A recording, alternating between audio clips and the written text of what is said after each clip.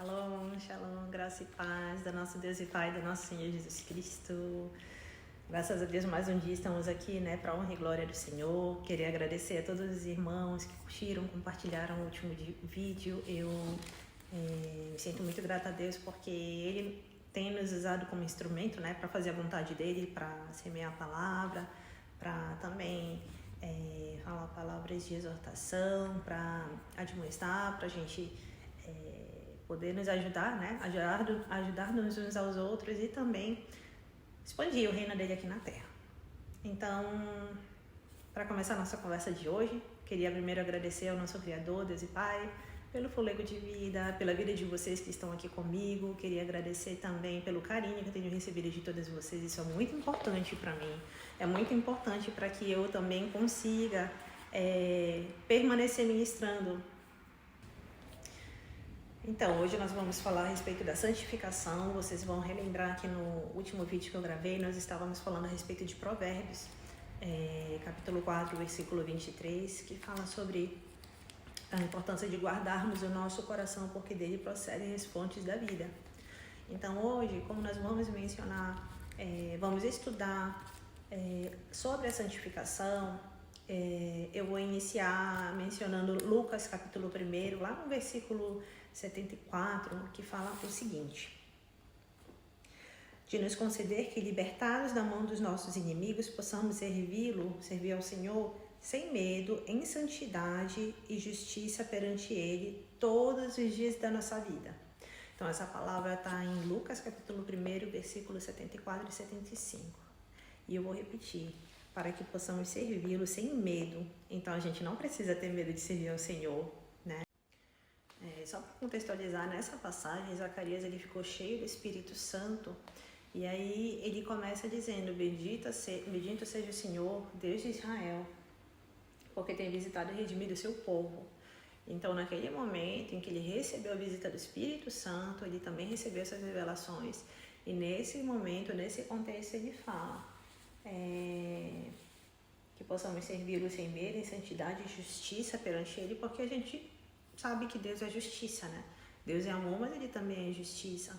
Então, no momento em que nós percebemos que a nossa vida está saindo do eixo, ou que tem alguma área da nossa vida que está sendo afetada, vocês podem ter certeza: mas poxa, Renata, eu oro, eu clamo, eu jejuo, mas observe se você está agindo com injustiça em alguma área da sua vida, em algum momento da sua vida, porque aí você também recebe.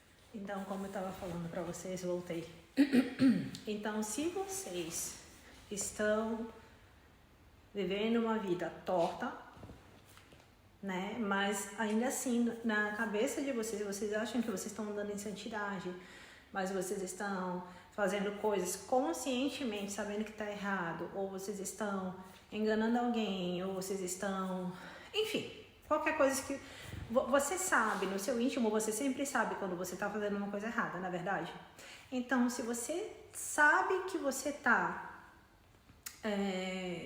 com alguma coisa dentro da tua vida que não é correta, e você ainda não se arrependeu, e você ainda não teve força para clamar, hoje eu te convido também a fazer isso, Clama a palavra do Senhor em Isaías, fala: clama a mim e responder-te-ei, anunciar-te-ei coisas grandes e ocultas que ainda não sabes.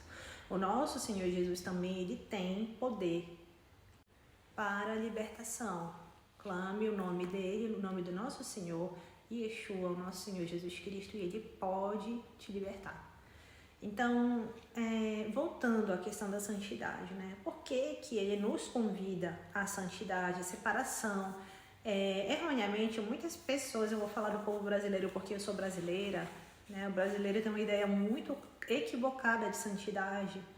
E atrelado a isso, nós sabemos que no nosso país a gente tem conceitos que são deturpados, que são falsamente construídos e tem um propósito para isso. Nós sabemos disso, que é justamente a gente sair da nossa vida de santidade, nós sairmos da nossa vida de retidão, da nossa vida de conhecer a verdade, porque o nosso Senhor falou: conhecereis a verdade vos libertará. Então nós sabemos que tudo isso também contribui para que hoje você esteja no lugar onde você está. sem energia, sem ânimo, com a vida toda bagunçada, você não prospera, você não consegue respeitar sua esposa, seus filhos, você não consegue focar, você não consegue estudar, você não consegue fazer nada. E ainda assim tem gente que consegue falar: eu sou um servo do Senhor, glória a Deus, deixa Deus te usar. E no Brasil tem muito jargão, né? É muito interessante, eu tenho observado recentemente. Às vezes eu consigo assistir um outro vídeo, eu não tenho muito hábito, mas acaba chegando. A gente tá na rede social também aqui, parece tudo na nossa frente, né? Deixa Deus te usar. Tem uma outra coisa que eu esqueci agora. Amados, Deus, tá repreendido. Deus, ele fala no nosso coração, no nosso íntimo. Você não precisa de uma pessoa te dizendo o que você precisa fazer. Então, tenha muito cuidado se você dá o glória a Deus, se você fala Deus te usar, se você acha que reproduzindo esses jargões, você está andando nos caminhos do Senhor e ninguém está vendo.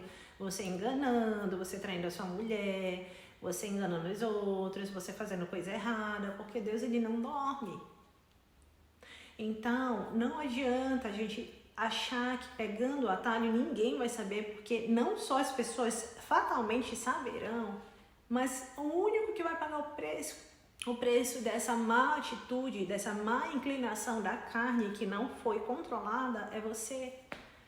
Então, amados, no dia de hoje eu queria muito te convidar para conhecer o poder que a santidade, ou seja, separação. O que é separação? É você reservar o teu eu, o teu íntimo para o Senhor e saber qual é o teu propósito nessa vida.